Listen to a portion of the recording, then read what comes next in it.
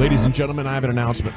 We're going to have to continue NFL News of the Day coming up in about 20 minutes because it is time now for the Texas Rangers Player Show. All right.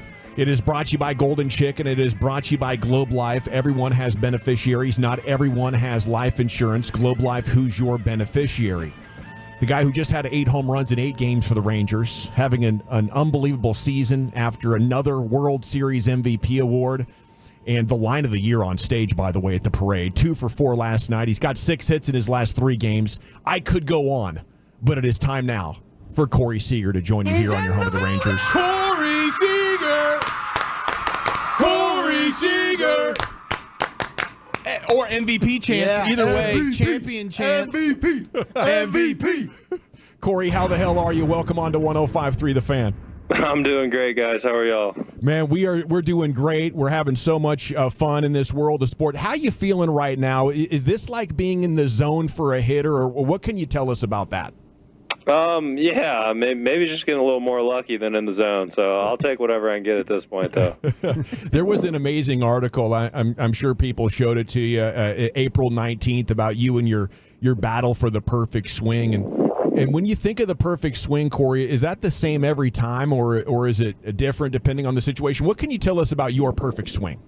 I think it's more of just like a body position thing, whether if you can get in the right position, the right sequence, and just basically be able to swing when you want to. That's kind of my whole goal to hitting, is being able to swing if I want to. Corey, I was kind of curious about, your perspective when it comes to having been a young hitter, and then even now maybe there's still slumps that happen because baseball's really hard, but with guys like Wyatt Langford and Evan Carter and the adjustments, and when you're going through maybe a slump, how to work yourself out of that and adjust to maybe how pitchers will attack you differently. Yeah, I think you said it perfectly when you said baseball's really hard. I couldn't be any more of a true statement on that one. But yeah, it's just it's a constant battle. It's the cat and mouse game. Like everybody always says, they're making adjustments off you, you're making them off them, and you're just trying to do the best you can. Hey, Corey, everybody talks about how beautiful your swing is, and I know you are always adjusting on it and tinkering with it and working with it. But when do you watch other hitters, and do you take things from other hitters and apply them to things you're doing in your everyday work? I definitely did when I was younger. I'd say the older I got, the more I've, I guess, just realized what I do well and what I do, and have gotten kind of away from that. But definitely early, I was picking people's brains on how they thought about things and how they manipulated things and how they changed angles and all sorts of stuff like that. And you just kind of grow into involving who you are and really learning yourself. It was awesome to go get that inside, in-depth look at your bat and offensively. But how much time? Gold Glove finalist at shortstop. Like, what type of defensive routine do you bring to the table every day? Yeah, same thing. It's just kind of working on the craft, right? It's both sides of the field. In today's game, you got to be able to do both. And it's same thing. Knowing my body, knowing what I can and can't do and how I can make things easier and better, and just constantly trying to manipulate those, and positioning, and knowing your pitchers out there and where they go and like how they like to attack people. And then as the years go, you start learning hitters and their swings and making adjustments off it. So it's just a learning curve all the time. By the read of that story, Corey, they painted you as a guy who has a unique mindset towards these kind of things. Do you think you're that different compared to other big leaguers, or how would you describe that? I don't know. I think everybody's different, right? Everybody has their individual thing.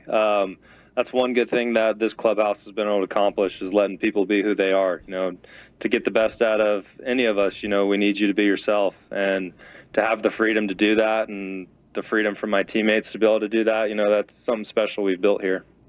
Do you have any other interests or hobbies that you apply that kind of passion and mindset to? Probably not, just of how competitive this is, right, and how much effort and time goes into it. All the other hobbies are more leisure and relax and kind of get away from the game things for me. Well, word is that nobody wants to get you in a card game.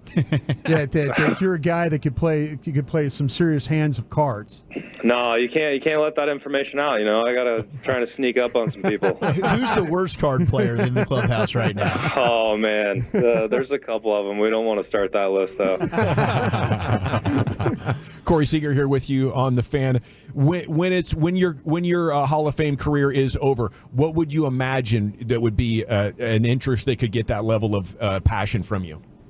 I've started playing a lot of golf. I think that's something that right now I've gotten to a point where I can hit it around and I'm not going to lose balls and I'm going to have fun. But I could see that eventually turning into the same thing, something I really try and manipulate and try and really figure out. But right now it's just such a fun thing for me, and it's a way to get away and kind of just relax the brain that I haven't gone down that path yet. Can you share with us maybe your handicap or your best round so far? Ooh, I don't know my handicap. My best round's an 81, I think. Ooh, pretty solid. I just can't putt. I'll shoot between 85 and 95, depending on how I putt. Corey, I got stoned for hands when it comes to that. Oh man, I'm sure you'll get it figured out as soon as you got the time. Corey Seager with it. Is it difficult to get locked back into the grind after the peak of the World Series, and exciting as that is? Yeah, definitely. That's the hardest part about April when you play deep into the playoffs, is just relocking it back in. Those games are so important and so detail-oriented and so just high emotional and intensity that, not saying the normal big league game isn't, but it's trying to just get back in the flow of every day, repeat. So being as routine-oriented as you are, we got the finals coming up with the Mavs, and Dirk was famous for always bringing his own food from home with the foil wrapping on top. Do you have the same pregame food routine every day too? I eat the same times pretty much every day, but I wouldn't say it's a superstition on what food I bring in. Is there anything about your game that you would say is superstitious, like any type of slump busting technique that you're like, okay, this is it's gone on too long, I got to pull out all the stops? See, I would never call it superstition. I call it routine. Yes. But, Okay. it's pretty much all superstition at this point, right? What would you call Jared Sandler's hair? Is that routine? Does he get that? If you look at Jared, do you feel like, he's doing TV now, and I know you have interaction with him. Is that something that you feel like with that hairstyle he has now, he should be doing TV? Hey, I'm proud of him for him. He said he's never done it before, and he's given his best go at it. That's not an easy task to take on. So not at all.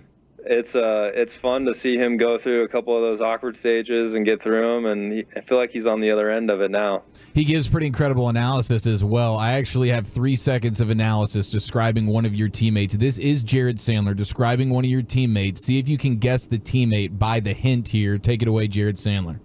What he's got working there between the knee and the waist is pretty impressive.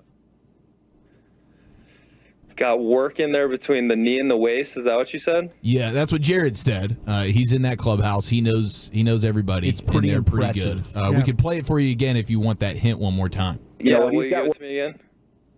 What he's got working there between the knee and the waist is pretty impressive.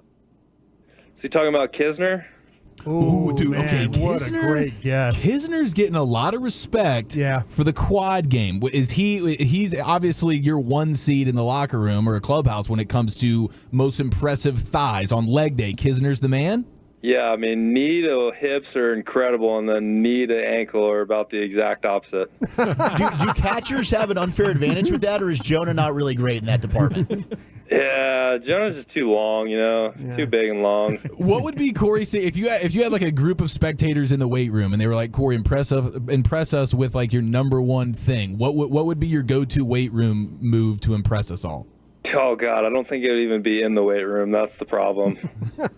More of a cardio guy?